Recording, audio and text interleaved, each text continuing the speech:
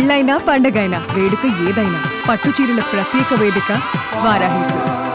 పెహల్గామా ఉగ్రదాడి తర్వాత భారత ప్రభుత్వం తీసుకున్నటువంటి నిర్ణయాలు మనందరికీ తెలిసిందే. సింధు జలాలకు సంబంధించినటువంటి ఒప్పందాన్ని రద్దు చేయడమే కాకుండా భారత్లో ఉన్నటువంటి పాకిస్తానీలు ఎవరైతే ఉన్నారో వారందరూ కూడా తిరిగి తమ దేశానికి వెళ్ళాలంటూ కూడా ఆదేశాలు జారీ చేశారు. ఈ నేపథ్యంలో మన దేశంలో ఉన్నటువంటి పాకిస్తాన్కి సంబంధించిన పౌరులందరూ కూడా ఒక్కొక్కరు వెళ్తున్నటువంటి సందర్భంలో తాజాగా హైదరాబాదులో పాకిస్తాన్కి సంబంధించినటువంటి పౌరులు కూడా ఉన్నట్టుగా సమాచారం అందింది. దీంతో హైదరాబాద్ స్పెషల్ బ్రాంచ్ అధికారులు కూడా వీరిపైన పూర్తి స్థాయిలో ఎక్కడున్నారు, ఎంతమంది ఉన్నారు, దీనికి సంబంధించిన వివరాలు స్వీకరిస్తున్నారు. సో దీని ప్రకారం చూస్తే ఇప్పటివరకు 208 మంది పాకిస్తాన్ పౌరులు హైదరాబాద్లో ప్రస్తుతం వీసాలు తీసుకొని ఇక్కడ ఉన్నట్టుగా సమాచారం అందుతుంది. దీని ప్రకారం చూస్తే జనరల్గా ఇతర దేశాల నుంచి వచ్చేటువంటి వారు ఎవరైనా కూడా శంషాబాద్లోనే రిజిస్టర్ చేసుకుంటారు. ఎవరు వచ్చినా కూడా పాకిస్తాన్ మిగతా దేశాల పౌరులు రీజనల్ రిజిస్ట్రేషన్ ఆఫీస్ దగ్గర,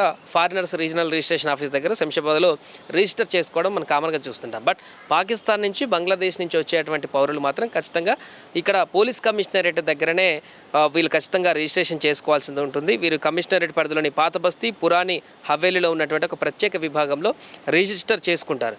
సో ఈ విభాగం దగ్గర లభించినటువంటి సేకరణల ప్రకారం ప్రస్తుతం వారు 208 మంది పాకిస్తాన్ పౌరులు అధికారికంగా హైదరాబాద్లో ఉన్నట్టుగా గుర్తించారు.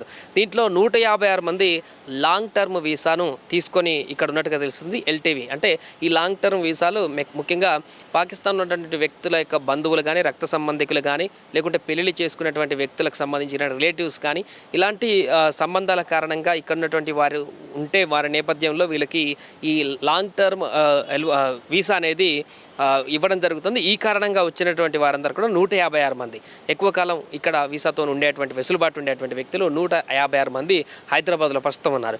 ఒక 13 మంది మాత్రం స్వల్పకాలిక అంటే షార్ట్ టర్మ్ వీసా ద్వారా మాత్రం ఉన్నటువంటి వారు 13 మంది ఉన్నారు.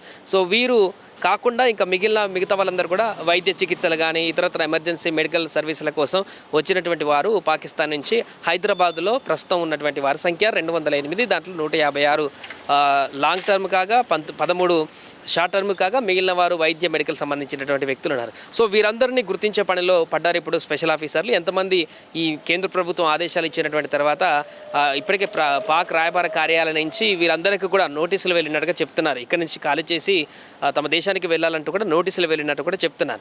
ఈ నేపథ్యంలో వీరందరూ వెళ్ళిపోయారా లేదా, ఎక్కడున్నారు ఏంటనేటువంటి దానికి సంబంధించి ఇప్పుడు హైదరాబాద్ స్పెషల్ బ్రాంచ్ అధికారులు ఆరా తీస్తున్నారు.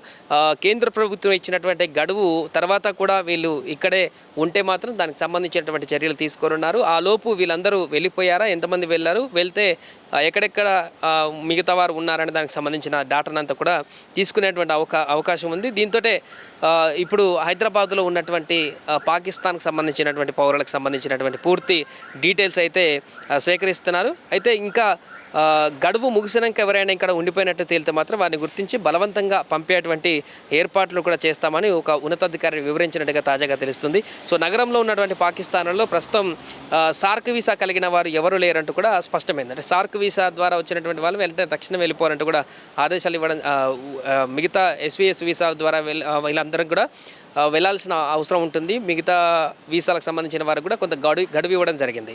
ఈ నేపథ్యంలోనే ఇప్పుడు తాజాగా హైదరాబాద్లో పాకిస్తాన్ నుంచి వచ్చినటువంటి వ్యక్తులు, పౌరులు 208 మంది ఉన్నారనేటువంటి అంశము వైరల్గా మారింది. అయితే వీరందరూ ఇప్పటికే ఖాళీ చేసి వెళ్ళిపోయారా, పాకిస్తాన్కి వీసాల మీద వచ్చినటువంటి వ్యక్తులు, లేదా ఇంకా ఎక్కడైనా ఉన్నారా, లేకుంటే అక్రమంగా తలదాచుకునేటువంటి ప్రయత్నం ఏమైనా చేస్తున్నారా, దీనికి సంబంధించిన డీటెయిల్స్ అన్నీ కూడా ఇప్పుడు హైదరాబాద్ స్పెషల్ బ్రాంచ్ అధికారులందరూ కూడా తనిఖీలు చేస్తున్నారు. ఈ డీటెయిల్స్ అన్నింటినీ కూడా రాయబార కార్యాలయం వద్ద, అంటే ఇప్పుడు పాతబస్తీ పోలీస్ కమిషనరేట్ దగ్గర ఉన్నటువంటి రిజిస్ట్రేషన్ చేసుకున్నటువంటి రిజిస్టర్ దాంట్లో, అదేవిధంగా పాక్ రాయబార కార్యాలయంలో ఎవరెవరు పోయారో వారి డేటా కూడా స్వీకరించి దీనికి కంపేర్ చేసి మొత్తం ఎంతమంది వెళ్ళిపోయారు, ఎంతమంది డేటా ప్రకారం రిజిస్టర్ అయి ఉన్నారు, ఇంకెంతమంది మిగిలి ఉన్నారు, వాళ్ళని ఎట్లా పంపించాలి, ఎక్కడున్నారు, దానికి సంబంధించిన పూర్తి వివరాలను కూడా సేకరించేటువంటి పనిలో పడ్డారు అధికారులు.